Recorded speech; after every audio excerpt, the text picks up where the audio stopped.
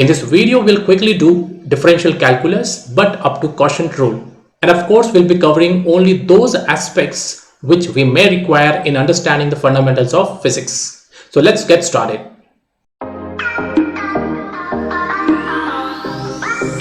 Let us talk about notations first. For example, we have a function y, which is a function in x. That means y and x, they are related. Then what is meant by this delta x? Well, this delta x is a finite change in x. Now, what is meant by delta y? Because if you make changes in x corresponding to it, there will be changes in y. So this delta y is going to be finite change in y. Now, what is meant by this dx? This dx is infinitesimal change in x. That means it is infinitely small change in x. And similarly, corresponding to it, there will be infinitely small change in y. Now, what is meant by delta y by delta x? Well, this is the change in y with respect to x. And what is meant by dy by dx? This is the differentiation of y with respect to x or derivative of y with respect to x. And in fact, this dy by dx can also be written as equal to f prime x, because y is equal to f of x. So derivative of y with respect to x can be written as f prime x. And if we again differentiate it, we are going to write it as d2y by dx2, which is going to be equal to f double prime x. Well, this is the double derivative of y with respect to x, or double differentiation of y with respect to x. So this is all about the notations. Let's now talk about various rules related to differentiation.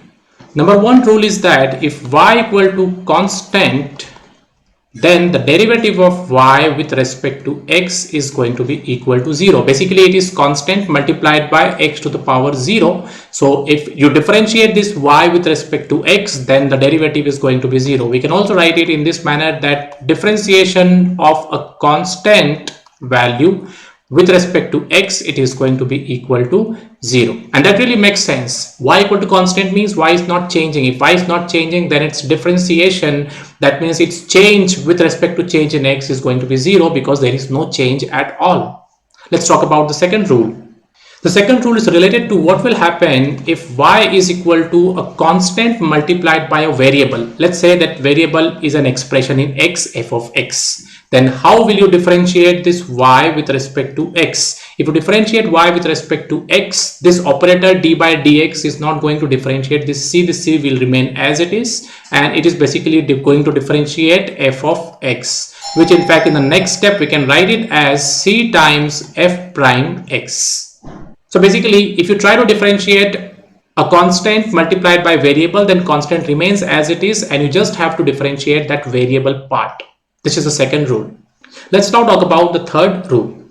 Well, the third rule is that if we have a function in this manner, that it is addition or subtraction of two variables or more than two variables. For example, if we have y equal to f of x plus minus g of x plus minus h of x. So basically there are three variables here which are in addition or subtraction, and if you want to differentiate this y with respect to x, then it is going to follow the distributive properties. That means it is going to differentiate f of x, then it is going to differentiate g of x, then it is going to differentiate h of x. So it is going to be like this: d by dx of f of x plus minus d by dx of g of x, and then it is going to differentiate d by dx h of x, like this. Or simply we can write it as f prime x plus g prime x. In fact, it is plus minus h prime x. So this is the distributive property of the differential calculus. Let's now talk about the next rule. Well, the fourth rule has a name. It is product rule. Basically, what will happen if two variables, they are in multiplication? Previously, we have seen that if two variables, they are in addition or subtraction, then how you are going to differentiate them. Now, what will happen if two variables, they are in product? So let's say we have y equal to f of x, this is one variable, multiplied by another variable, let's say it is g of x. Then how you are going to write dy by dx, the derivative of y with respect to x in such a case will be written by using the product rule, which will be f prime x into g of x plus g prime x into f of x. That means in the first term we have to differentiate first variable, or you can also differentiate second variable first. It doesn't really matter because we have a positive sign in between. So basically in the first term you have to differentiate first variable, and in the second term we need to differentiate the second variable, and all the other things they remain as it is. So this is about the product rule. Now let's talk about the situation, what will happen when two variables they are in division. So when two variables they are in division, we make use of quotient rule. Let's imagine a situation y is equal to f of x divided by g of x. So one variable is in the numerator, another variable is in the denominator. In such a case, dy by dx is equal to, in the denominator we get this variable's square, and g of x as it is in the numerator, differentiating the numerator, minus sign, then numerator as it is, and then differentiating the denominator, which is g prime x. So this is going to be the quotient rule, which we use when we have two variables in division. Well, now there is one more rule, that is chain rule, but in this video we are going to keep it only up to quotient rule. We'll do a separate video for that. That is going to be the next video. So now if you see all these rules which we have just studied, in all these rules, in the rule number 5 we are differentiating this f of x, we are differentiating this g of x, and if you look at the fourth rule, that is a product rule, there also we are differentiating f of x, g of x. Basically how we are going to differentiate, how we are going to apply these rules, for that we will require various formulas with the help of which we can differentiate these variables. So these variables can be in any form. As I said, this f of x, it can be a linear function, it can be a trigonometric function, it can be a quadratic function, or it can be just any non-linear function. So there are certain formulas related to certain situations. We just need to memorize all those formulas, and we will be talking about only those formulas, as I said, which are going to be helpful in physics. So let's talk about the formulas with respect to the differential calculus. Well, the first formula in this will be, if we have a situation like y equal to x to the power n, then how you are going to differentiate y with respect to x. That means we have to differentiate x to the power n. Basically this n is a constant. Okay, it can be variable, but if it is variable, then this formula is not going to be applicable.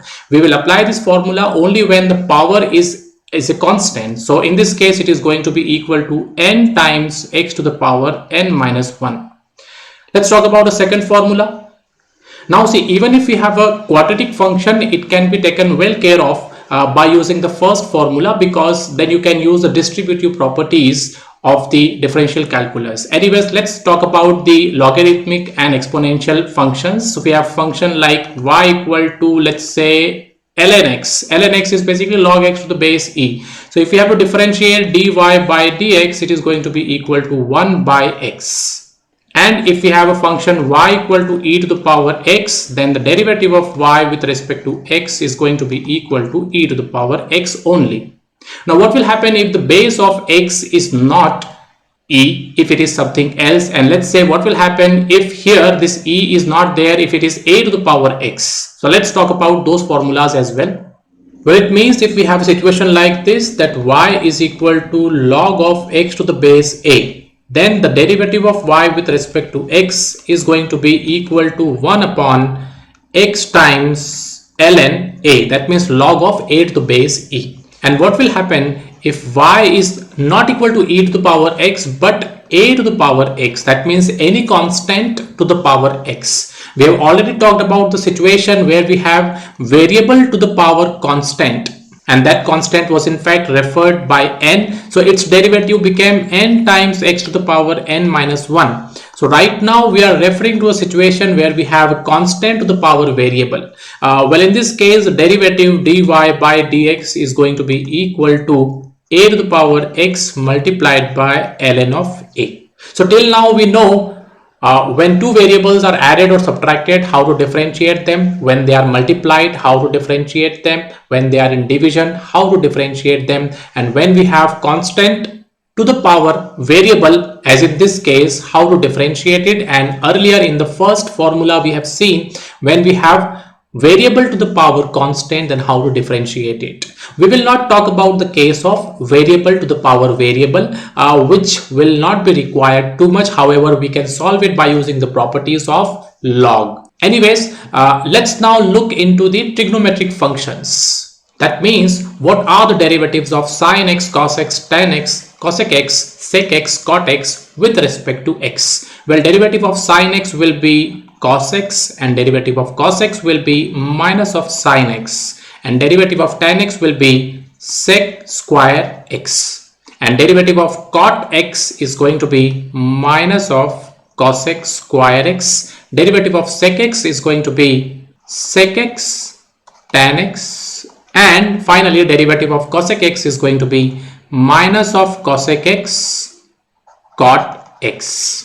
Now see, if we have a requirement of differentiating sine square x or cos square x, or let's say sine of 2x, cos of 3x, then we won't be able to do it by using the formulas that we have studied in this video.